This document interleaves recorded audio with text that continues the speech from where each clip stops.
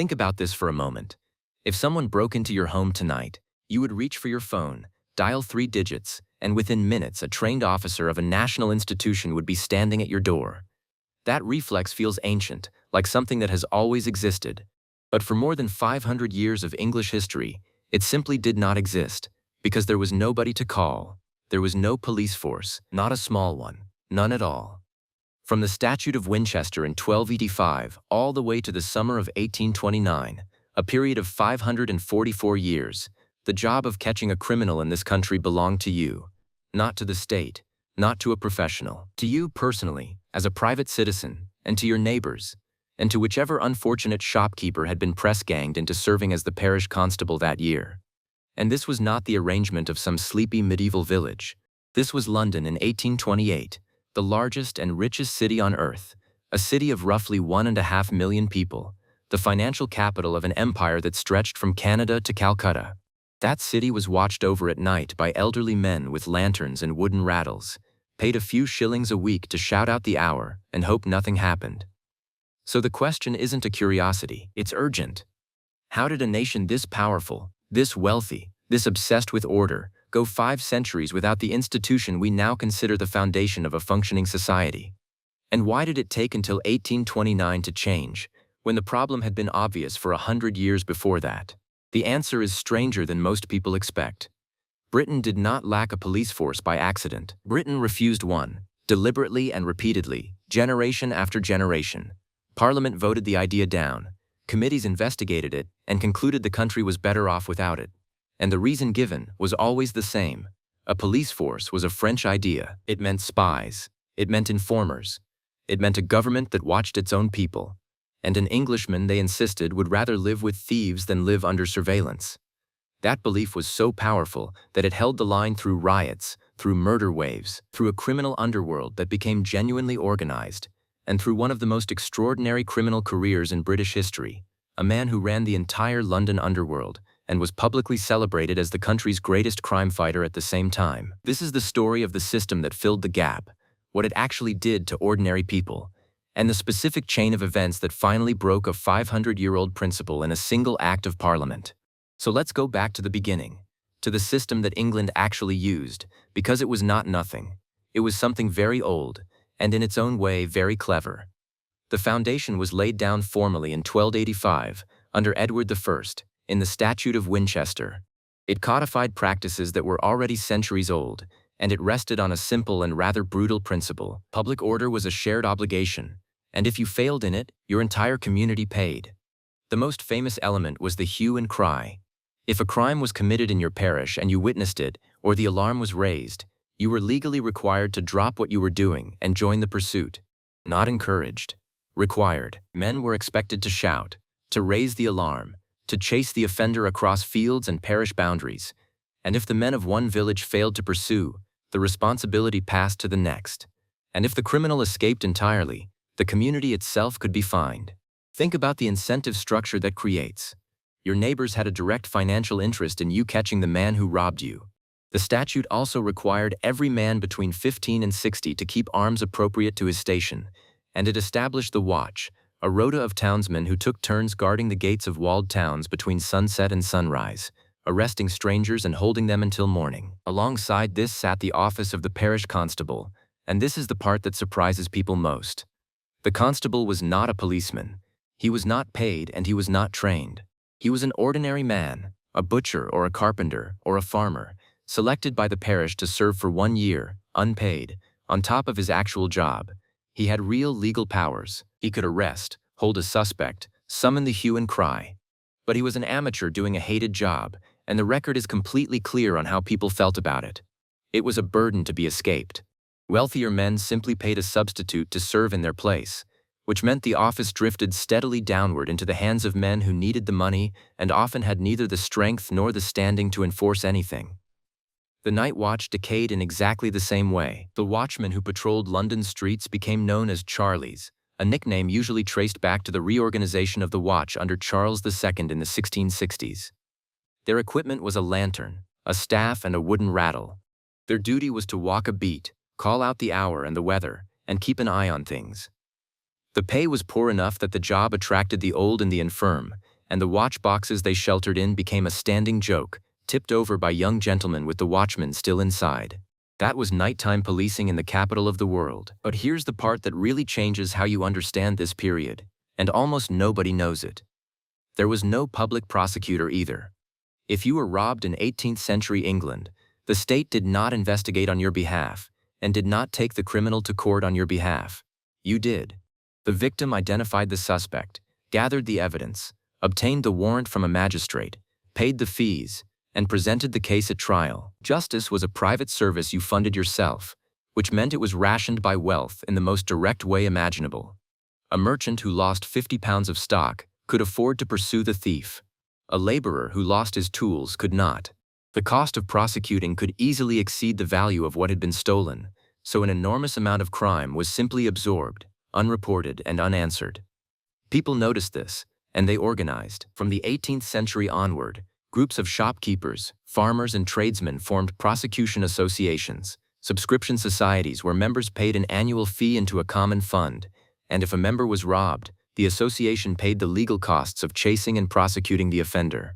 Hundreds existed across England, and they advertised their membership lists in local newspapers as a deterrent, so that thieves knew which shops came with a legal war chest attached.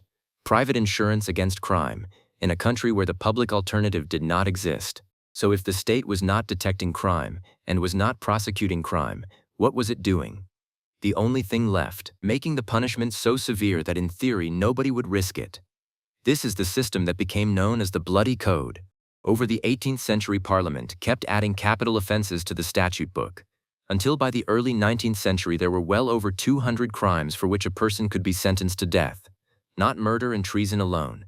Theft above a certain modest value, poaching, damaging property, impersonating a Chelsea pensioner, being out at night with a blackened face. The logic was deterrence by fear, and it was the direct consequence of having no detection. If you cannot reliably catch one criminal in 10, your only remaining lever is to make the fate of the one you do catch severe enough that the other 9 think twice. In practice, the system was so harsh that juries frequently refused to convict, deliberately undervaluing stolen goods to keep a defendant below the capital threshold, while judges routinely commuted sentences to transportation. The code was ferocious on paper and erratic in reality, the worst possible combination. Into that gap between a state that could not detect crime and a state that could only punish it, something grew. One of the strangest professions in British history, the thief-taker. Here's how it worked. Since the state would not investigate, Parliament tried to make private citizens do it by attaching cash rewards to convictions. The Highwayman Act of 1692 offered £40 for the successful conviction of a highwayman, several years of wages for a working man. Later legislation added a certificate exempting the holder from serving in parish offices, a document known as a Tyburn ticket that could itself be sold on. Rewards were extended to burglary, to coining, to horse theft. The state had outsourced criminal investigation to bounty hunting, and a class of men emerged who made their living from it. Now, if you spend even a minute on the incentives in that arrangement, you can see the catastrophe coming. The thief-taker is paid for a conviction. Not for justice, not for prevention, not for accuracy, for a body in the dock. And the man best placed to deliver criminals is a man who knows criminals, which means the most successful thief-takers were, almost by definition, embedded in the underworld they were policing. And no one exploited that logic more completely than Jonathan Wild. Wild arrived in London from Wolverhampton in the early 1700s, spent time in a debtor's prison, and emerged with an education in how the criminal economy of the capital actually functioned. What made him extraordinary was that he saw the real weakness of the system was not catching thieves, it was stolen property. If your watch or your silver was taken, you had almost no chance of getting it back. The goods disappeared into a network of fences and were gone. So Wild set himself up, publicly and openly, as the man who could get your property back. He opened an office, he advertised, he kept ledgers. Victims came to him, described what had been stolen, and Wild, for a fee, would locate the item and return it. And he was astonishingly good at it, because he was not finding the goods, he already had them. Wild controlled the thieves.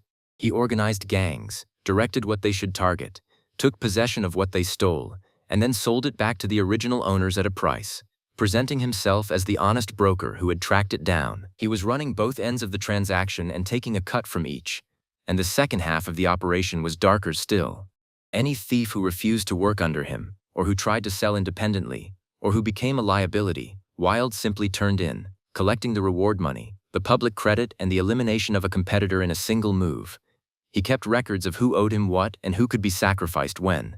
He testified in court. He was, in the eyes of much of the public, the most effective crime fighter in the country. He styled himself Thief-Taker General of Great Britain and Ireland, and for a period the title went effectively unchallenged, because from the outside his results looked spectacular. Stolen property recovered, criminals convicted, order maintained. It was only as the scale of the deception became undeniable that the picture collapsed. Wilde was finally brought down and hanged at Tyburn in May of 1725, and the crowd that gathered to watch was reportedly among the most hostile ever recorded at a London execution, because people had grasped what had been done to them. But here's what matters far more than one man's career. Wilde was not a glitch in the system. He was the system working exactly as its incentives dictated, and it happened again. In the mid-1750s, a group of thief-takers led by Stephen McDaniel was exposed for something worse still. They had been recruiting vulnerable young men, drawing them into committing crimes, and then arresting them to claim the reward money. Manufacturing criminals to sell to the gallows. This was the true cost of having no police, not just that crimes went unsolved, but that the private market, which grew to fill the vacuum, had every reason to produce more crime, not less. And it was in the middle of this, in 1748, that the first genuine attempt at something better began, in a house at No. 4 Bow Street. The magistrate who took over that office was Henry Fielding, better known today as the novelist who wrote Tom Jones. He inherited a role that was, by convention, a route to easy money. Many magistrates of the period were known as trading justices, men who lived off the fees they charged for issuing warrants and settling disputes. Fielding refused to run it that way, and tried to solve the actual problem instead. His insight was simple, and for its time, radical. The reward system failed because it was reactive and freelance. What London needed was a small number of reliable men, attached to a magistrate, who could be sent out immediately when a crime was reported. He recruited a handful of constables, who agreed to continue in the role, rather than serve their single year and leave, and paid them from public funds he lobbied hard to obtain. They became known to the public as the Bow Street Runners, though they never used that name themselves, and reportedly disliked it, preferring principal officers. This was, in embryo, the first detective force in England. When Henry Fielding's health failed, the work passed to his half-brother John Fielding, who had been blind since his early 20s and who ran the Bow Street office for nearly 3 decades. John Fielding understood something nobody in English law enforcement had systematically acted on before, which is that catching criminals is fundamentally an information problem.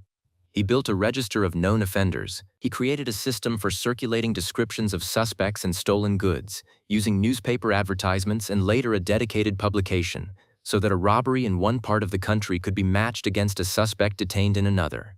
He organized patrols on the roads into London, targeting the highway robbery that made travel genuinely dangerous. He was building a national criminal intelligence system out of a single office, with no money and no legal mandate to do it. But Bow Street stayed tiny, a few dozen men in a city of hundreds of thousands. It proved the concept without ever having the scale to solve the problem. And then, in June of 1780, London demonstrated exactly what the absence of a police force meant when disorder became serious. The Gordon riots began as a protest against legislation easing restrictions on Catholics, and over roughly a week the city effectively ceased to be governed. Crowds moved through the streets more or less unopposed. Chapels and homes were attacked. Newgate Prison was broken open and burned. The Bank of England was threatened. The parish constables and elderly watchmen were irrelevant, and magistrates were reluctant to act. In the end, order was restored by the army, and the soldiers fired into the crowds. Estimates of the death toll vary and remain disputed, but the figure most commonly cited is around 300 people killed. That was the choice the country had built for itself, either nothing or the military. There was no institution in between, and that middle ground, a body that can handle disorder without soldiers and bayonets, is precisely what a police force is. The riots produced immediate proposals for reform, and Parliament rejected them on exactly the grounds you would now expect. Members warned that a centralized police force under government control was the machinery of continental despotism, an army of spies and informers reporting on private citizens. The image in their minds was France, where policing was associated with political surveillance and, later, with the vast informer networks of the revolutionary and Napoleonic state. So the answer was no. Things changed only at the edges. The Middlesex Justices Act of 1792 created 7 additional public offices across London on the Bow Street model, each with stipendiary magistrates paid a salary rather than living on fees, and a small number of paid constables attached. Real progress, and still a rounding error against the scale of the city. Then came an experiment that mattered enormously, and it came from the private sector. The Thames in the late 18th century was the busiest port on earth, and theft from ships and quaysides was on an industrial scale, carried out by organized gangs of river thieves with their own hierarchies and nicknames. A magistrate and writer named Patrick Colquhoun, who had published an influential treatise on policing the metropolis in 1795, argued that losses on the river ran to hundreds of thousands of pounds a year. In 1798, working with the magistrate and master mariner John Harriot, and funded largely by the West India merchants whose cargoes were being stripped, he set up a marine police office at Wapping. It was a preventative force. Its officers patrolled the river, supervised the unloading of ships, and stopped theft before it happened rather than hunting the goods afterwards. It worked so visibly that within 2 years Parliament put it on a public footing. Here was the proof of concept. A salaried, organized, preventative force had cut crime sharply, and Britain had not become a police state. Yet the political objection held. Then, in December of 1811, 2 households in the Ratcliffe Highway area of East London were attacked and their occupants killed, 12 days apart. The killings were reported across the national press and the public reaction was extraordinary. This was, in the public imagination, an attack on ordinary, respectable domestic life, and the response of the authorities was a shambles. Multiple parishes, multiple magistrates, no coordination, no central record of evidence, and a stream of arrests of men who turned out to have nothing to do with it. A suspect was eventually detained and died in custody before any trial, which meant the case was never tested in court and has been argued over by historians ever since. What the episode exposed was the incoherence of the system. London was not one jurisdiction, it was a patchwork of parishes, each with its own watch, its own funding, its own boundaries, and criminals could step across a street and out of one authority's reach entirely. A parliamentary committee examined policing in 1812 and still declined to recommend a unified force. Then in August of 1819, at St. Peter's Field in Manchester, a large peaceful meeting gathered to demand parliamentary reform.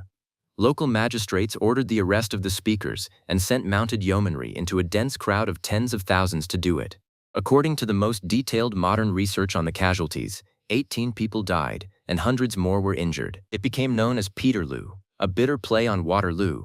Historians still argue about its precise role in the police debate, and the argument runs in more than one direction, but one strand of it was made at the time and is hard to dismiss. If the only instrument the state possesses for managing a crowd is cavalry, then cavalry is what the state will use. A civil force, unarmed and trained, was not necessarily the enemy of liberty. It might be the alternative to soldiers. Parliament still said no.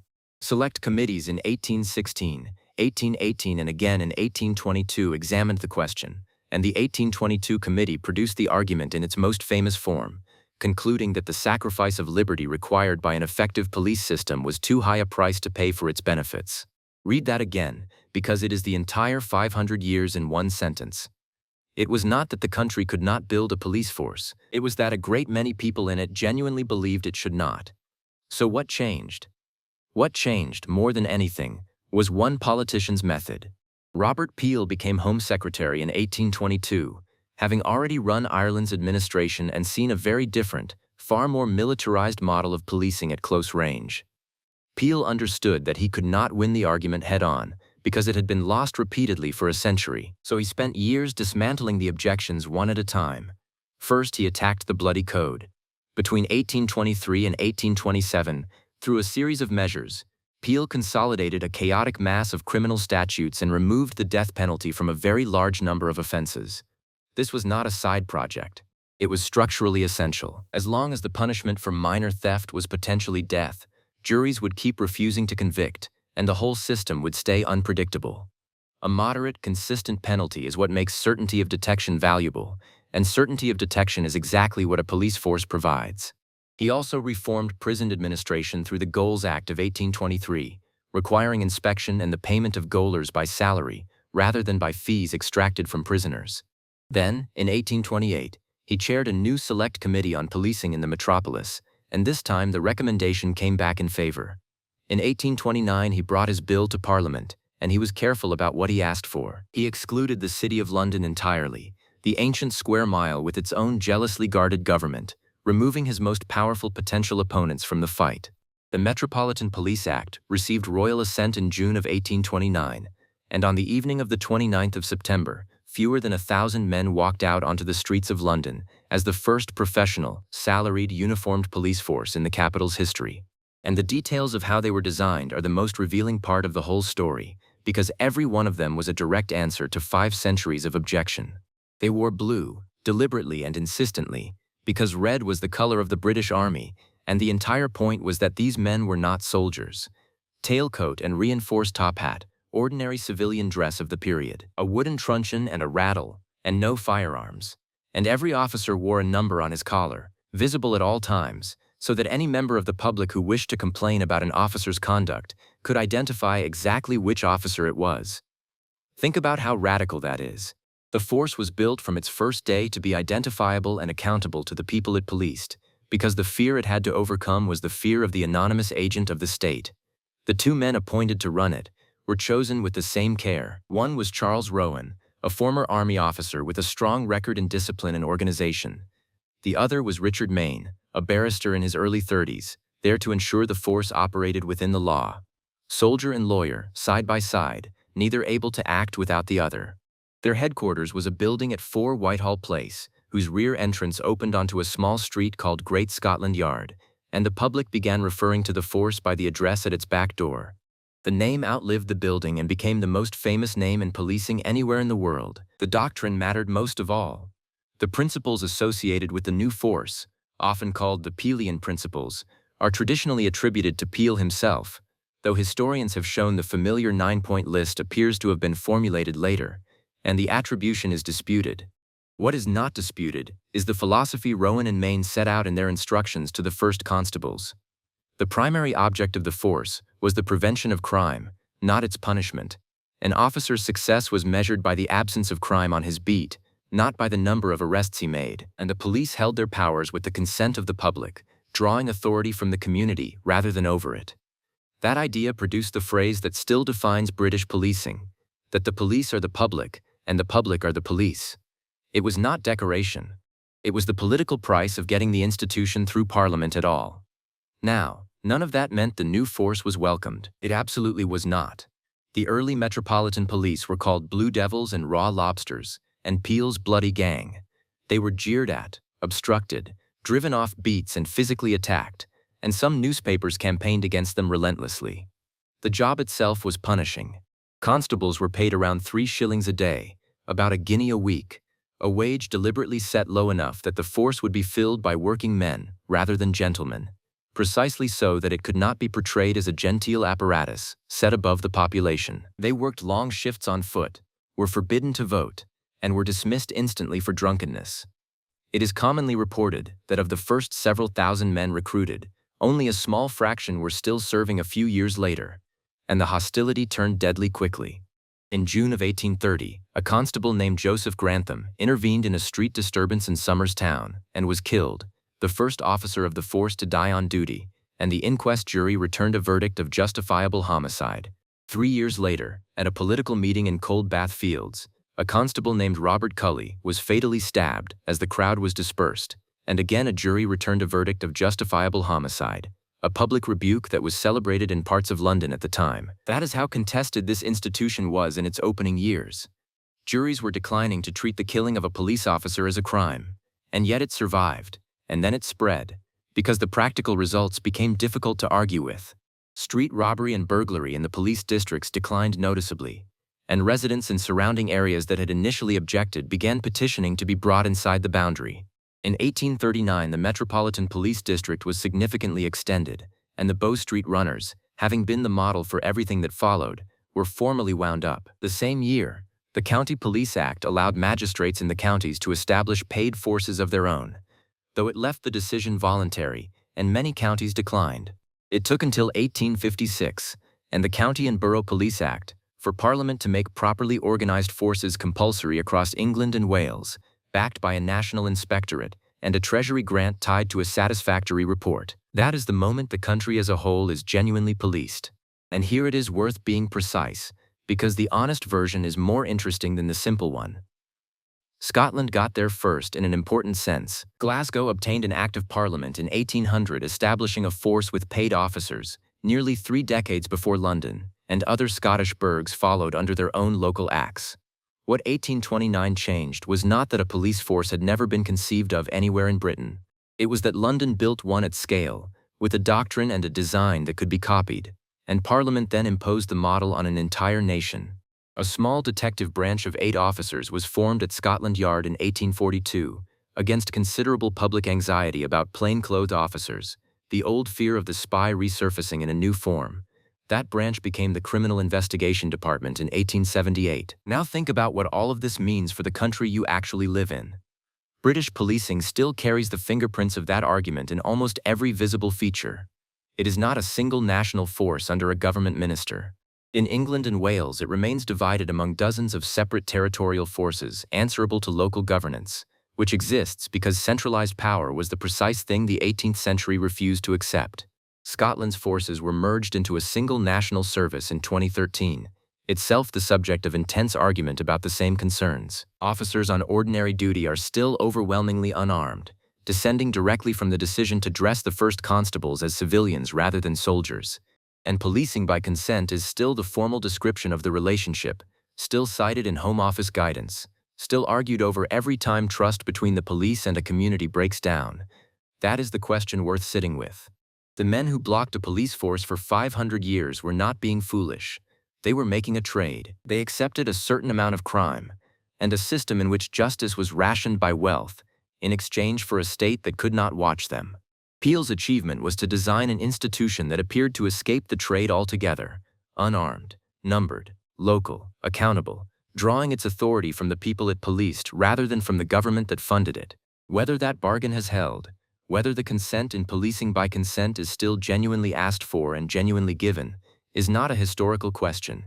It is a live one. If this changed how you think about something you have taken for granted your whole life, subscribe to the channel and give this video a like. We go deep on the hidden origins of the institutions that quietly run your life, the ones nobody ever explains to you.